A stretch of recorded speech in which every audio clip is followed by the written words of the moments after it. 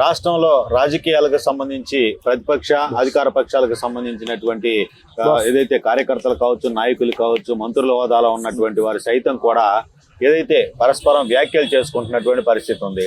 ఈ వ్యాఖ్యలన్నీ కూడా, ఆరోపణలన్నీ కూడా పరిధికి మించి కులాలపైకి ఏదైతే కొన్ని సామాజిక వర్గాలను కించపరిచేటటువంటి విధంగా కూడా వెళ్తున్నటువంటి పరిస్థితి. తాజాగా చూసుకుంటే కనుక పవన్ కళ్యాణ్ ప్రసంగాలు బుడబొక్కల తత్వంగా ఉన్నాయనేటటువంటిది, రోజా వ్యాఖ్యలు చేయటం అనేటటువంటిది ఆ బీసీ సామాజిక వర్గాలకు సంబంధించిన నాయకులుగా ఉన్నటువంటి నరసింహారావు గారు తీవ్రంగా తప్పుపడుతున్నటువంటి పరిస్థితి ఉంది. అలాగే గతంలో కూడా భట్రాజులకు సంబంధించి, అలాగే మరికొన్ని కులాలకు సంబంధించి చేసినటువంటి వ్యాఖ్యలు కూడా చాలా దుమారం రేపినటువంటి పరిస్థితి. ప్రస్తుతం మనతో హైకోర్టు అడ్వకేట్, అలాగే బీసీ సంఘాలకు సంబంధించినటువంటి నాయకుడిగా ఉన్నటువంటి నరసింహారావు గారు ఉన్నారు. నరసింహారావు గారు, చెప్పండి, అసలు ఈ పొలిటికల్ లీడర్లో ఆరోపణలు అనేటటువంటివి సామాజిక వర్గాల యొక్క కులాలను కించపరిచే విధంగా ఉన్నాయా? ప్రస్తుతం రోజా వ్యాఖ్యలపైన మీరు ఎట్లా స్పందిస్తారు?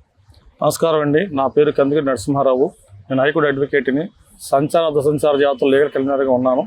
విషయం ఏంటంటే, మొన్న రీసెంట్గా ఈ మధ్య రోజా గారు మంత్రి గారి హోదాలో ఉండి కూడా పవన్ కళ్యాణ్ మీకు రాజకీయాలు ఎదురుంటే మీరు మాట్లాడుకోండి, కానీ ఆయన పేరు పెట్టుకొని బుడబొక్కలాగా ఉన్నాడు అని చెప్పేసి హీచంగా మాట్లాడడం అది చాలా తప్పండి. మేము చాలా ఖండిస్తున్నాను. నేనైతే మీకు ఉంటే రాజకీయాలు మీరు చూసుకోవాలి, కానీ బుడబొక్కలాగా ఉన్నాడు, అలాగా ఇలా ఉన్నాడు మీకు ఎందుకంటే మా కులాల గురించి మీ కమ్యూనిటీ గురించి మేమేం మాట్లాడలేదు కదా, అది పద్ధతి తప్పండి.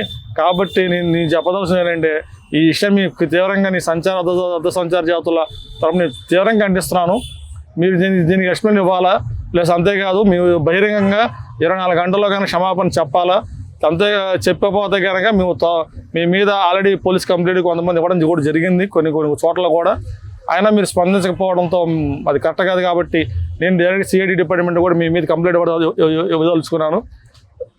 కాబట్టి మీ యాక్షన్ మీ 24 గంటల్లో చెప్పిన మీరు ఒక్కలే కాదు, ఇతర కులస్తులను కూడా నీచంగా మారడం కూడా ప్రతి రాజకీయ నాయకుడికి అలవాటు అయిపోయింది. ఇది మొదటి నుంచి ఖండిస్తున్నాం మేము. ఇది కనుక మీరు క్షమాపణ చెప్పకపోతే మీ మీద సిఐడి కన్ఫర్మ్ మీ మీద యాక్షన్ తీసుకోవాల్సి వస్తుందండి. అంటే సార్, ఇప్పుడు ప్రస్తుతం అసలు ఈ ఏదైతే రాజకీయాల్లో ఉన్నటువంటి వాళ్ళు చేసినటువంటి డెవలప్మెంట్, సంక్షేమం గురించి చెప్పుకోవటం, లేదంటే మేము గెలిస్తే ఈ యొక్క మంచి కార్యక్రమాలు చేస్తాం అనేటటువంటి ప్రచారాలు చేసుకోవటం వరకు ఓకే. కులాలపైకి ఈ విధంగా కులాలను ఏదైతే చులకం చేసే విధంగా ఆరోపణలకు గుప్పించడం అనేటటువంటిది మనసుకు ఎలా బాధ కలుగుతుంది అంటారు ఆ సామాజిక వర్గాలు? ఇప్పుడు మాది మేదర కులం అండి. మా చిన్నప్పటి నుంచి మొదటి నుంచి కూడా కులం పేరుతో తిట్టడం చాలామంది మమ్మల్ని తిడుతూనే ఉంటారు. మాలోడ, మాది కూడా, మేదరోడ, కొమ్మరోడ అని చెప్పి ఏకవచనంతో నీచంగా తిరగడం కానీ చేయడం కానీ మొదటి నుంచి అలవాటు ఉన్నవాళ్ళే. కాకపోతే ఏంటంటే, ఈ రాజకీయ నాయకులు కూడా మన కులస్తులు ఉన్నారు, బీసీ ఎస్టీ మైనారిటీ వాళ్ళు కూడా ఉన్నారు. వాళ్ళెవరు మమ్మల్ని ఏమంటారు.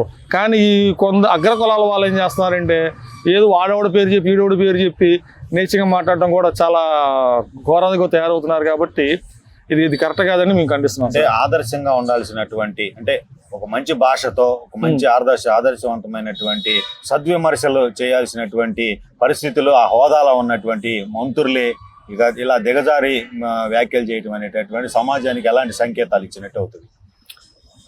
ఇప్పుడు ఆ విధంగా తిడుతూ వెళ్ళారనుకోండి. ఇప్పుడు రోజా గారే ఒక రోజా గారే కాదండి, కొంతమంది కొడాల నాన్నగారు అవ్వచ్చు, పేరు నాన్నగారు కొంతమంది కూడా ఉన్నారండి. ఈ తోవలో ఉన్న వాళ్ళు కూడా మీకు పొలిటికల్ గా ఉంటే కనుక వర్గల రాయి మీరు ఎత్తుపడుకుంటున్నారు. చంద్రబాబు నాయుడు తిడుతున్నారు, పవన్ కళ్యాణ్ తిడుతున్నారు, అందరూ తిట్టుకుంటున్నారు. మీరు చూసుకోండి. అంతేగాని ఎటు కానీ సంబంధం లేనివ్వండి మా కులాల గురించి మీకు ఎందుకండి? మాకు ఎట్లా గౌరవించరు. రేపు ఎలక్షన్లో కూడా మీకు అంతంత మాత్రంగానే ఉండిద్ది. ఇప్పుడు జగన్ గారికి కూడా మా వెన్నుమొక్క అని చెప్పేసి కూడా అంటున్నారు. ఎటువంటి మాకు రెస్పాండ్ గౌరవం కూడా చెప్పేది ఒకటి చేసేది ఒకటిగా కనబడుతుంది. ఇప్పుడేదో మీరు అధికారం ఉన్నాం కాబట్టి మేము ఏదన్నా మీరు పడాలి మీరు చేస్తామని చెప్పేసి అధికార మదం ఉండొచ్చామనండి, కాదని మేము అమ్మట్లేదు. ఇంకెంతకాలం అండి, మీకు ఇంకో 2-3 నెలలు 3 నెలలు ఆగితే ఇప్పుడు తెలంగాణలో ఎలా అయితే కేసీఆర్ గారు పోయి కాంగ్రెస్ పార్టీ ఎలా అయితే వచ్చిందో, ఇంకా 2-3 నెలలు ఆగితే జనాల మీకు ఓటు ద్వారా మీకు బుద్ధి చెప్పే రోజు ఉందండి తప్పకుండా. ఇది కాబట్టి మీరు ఆలోచించుకొని ఎవరితో నోరు సంపాదించుకొని ఎలా మాట్లాడాలో ఎలా 10 మంది చెప్పాలో తెలుసుకోవాలండి.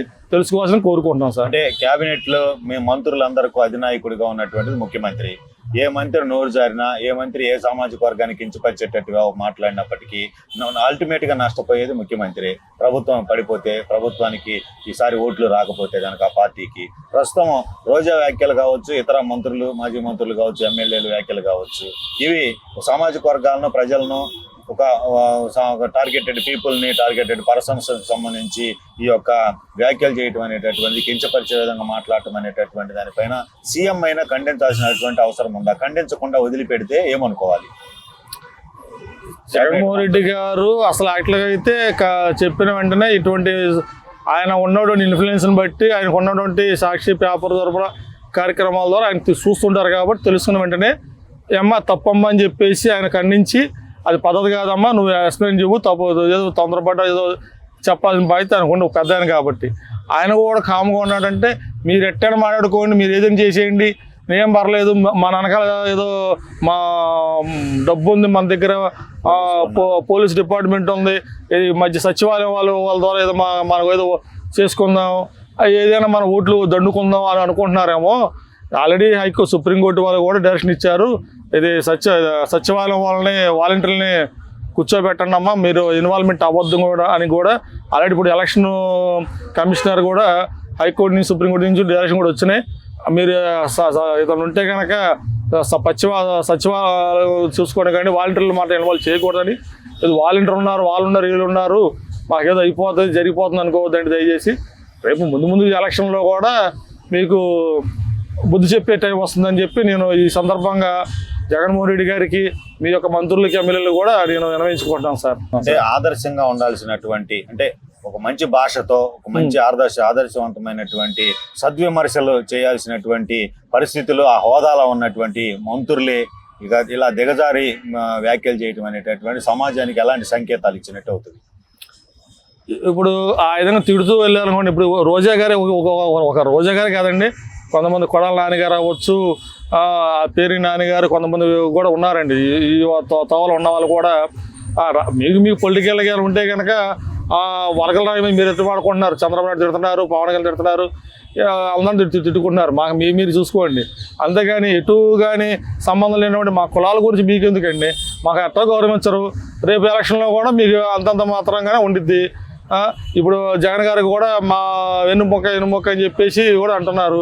ఎటువంటి మాకు రెస్పాండ్, గౌరవం కూడా చెప్పేది ఒకటి, చేసేది ఒకటిగా కనబడుతుంది. ఇప్పుడేదో మీరు అధికారం ఉన్నాం కాబట్టి మేము ఏదన్నా మీరు పడాలి, మీరు చేస్తామని చెప్పేసి అధికార మదం ఉండొచ్చామనండి, కాదని మేము అమ్మట్లేదు. ఇంకెంతకాలం అండి, మీకు ఇంకో 2-3 నెలలు 3 నెలలు ఆగితే, ఇప్పుడు తెలంగాణలో ఎలాగైతే కేసీఆర్ గారు పోయి కాంగ్రెస్ పార్టీ ఎలాగైతే వచ్చిందో, ఇంకా 2-3 నెలలు ఆగితే జనాల మీకు ఓటు ద్వారా మీకు బుద్ధి చెప్పే రోజు ఉందండి తప్పకుండా. ఇది కాబట్టి మీరు ఆలోచించుకొని, ఎవరితో నోరు సంపాదించుకొని ఎలా మాట్లాడాలో, ఎలా 10 మంది చెప్పాలో తెలుసుకోవాల్సిన కోరుకుంటున్నాం సార్. అంటే కేబినెట్ లో మీ మంత్రులందరికీ అధినాయకుడిగా ఉన్నటువంటిది ముఖ్యమంత్రి. ఏ మంత్రి నోరు జారినా, ఏ మంత్రి ఏ సామాజిక వర్గానికి కించపరిచేటట్టుగా మాట్లాడినప్పటికీ అల్టిమేట్ గా నష్టపోయేది ముఖ్యమంత్రి.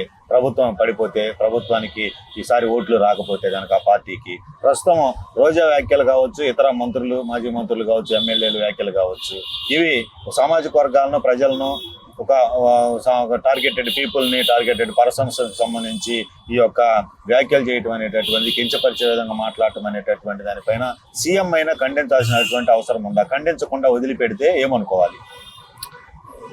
జగన్మోహన్ రెడ్డి గారు అసలు అట్లయితే చెప్పిన వెంటనే ఇటువంటి ఆయన ఉన్నటువంటి ఇన్ఫ్లుయెన్స్ని బట్టి, ఆయనకు ఉన్నటువంటి సాక్షి పేపర్ ద్వారా కార్యక్రమాల ద్వారా ఆయన చూస్తుంటారు కాబట్టి తెలుసుకున్న వెంటనే తప్పమ్మా అని చెప్పేసి ఆయన ఖండించి, అది పద్ధతి కాదమ్మా, నువ్వు ఎక్స్ప్లెయిన్ చెప్పు, తప్పు ఏదో తొందరపడ్డ ఏదో చెప్పాల్సిన బాధ్యత అనుకోండి ఒక పెద్ద ఆయన కాబట్టి.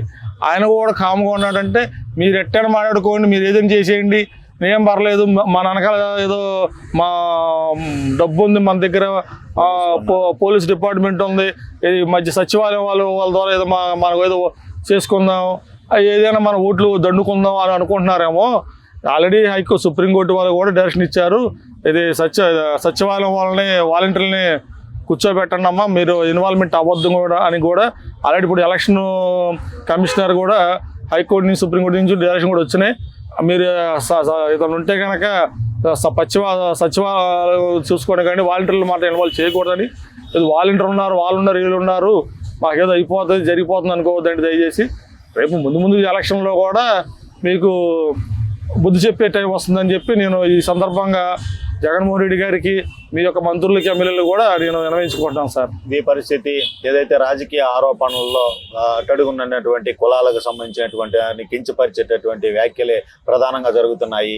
పొలిటికల్ ఆరోపణలు ఏమైనా ఉంటే మీరు చూసుకోవాలి, కానీ ఈ సంబంధం లేనటువంటి కులాలకు సంబంధించినటువంటి వాళ్ళని కించపరిచే విధంగా వ్యాఖ్యలు చేయటం సరికాదంటూ కూడా ఏదైతే అర్ధ సంచార జాతులకు సంబంధించినటువంటి ప్రతినిధిగా జేఏసీ నాయకుడిగా ఉన్నటువంటి నరసింహారావు గారు చెప్తున్నటువంటి పరిస్థితి ఉంది. ఒకవేళ కేబినెట్ లో ఉన్నటువంటి మినిస్టర్స్ ఈ విధమైనటువంటి అనుచిత వ్యాఖ్యలు చేస్తే కనీసం ముఖ్యమంత్రిని స్పందించి ఇలాంటి వ్యాఖ్యలు చేయొద్దని చెప్పాల్సినటువంటి బాధ్యత ఉంది. కానీ ఆయన కూడా పట్టించుకునేటువంటి పరిస్థితి ఉంటే కనుక రాబోయే ఎన్నికలే ఈ యొక్క పార్టీకి, ముఖ్యమంత్రికి బుద్ధి చెప్తాయనేటటువంటి ఒక హెచ్చరికలు అయితే చేస్తున్నటువంటి పరిస్థితి ఉంది. ఇది ఈ టాపిక్. మరో టాపిక్ తో మళ్ళీ కలుద్దాం. నమస్తే.